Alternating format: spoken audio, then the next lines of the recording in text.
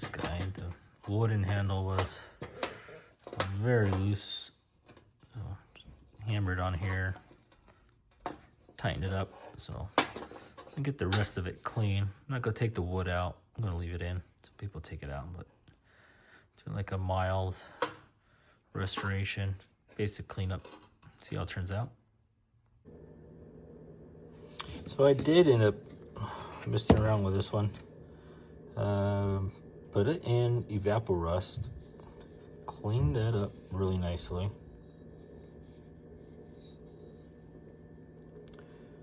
Cleaned up the handle. Got sandpaper. Roughed it up. Put some wood finishing varnish on it. Came out really nice, actually. Pretty cool. Couldn't see anything stamped on it where it's from, but I believe it's a Irwin. So maybe 80 years old. Wood handle. Handle's tight. Fixed a couple blemishes it had on here. Clean that up a little bit, best as I can.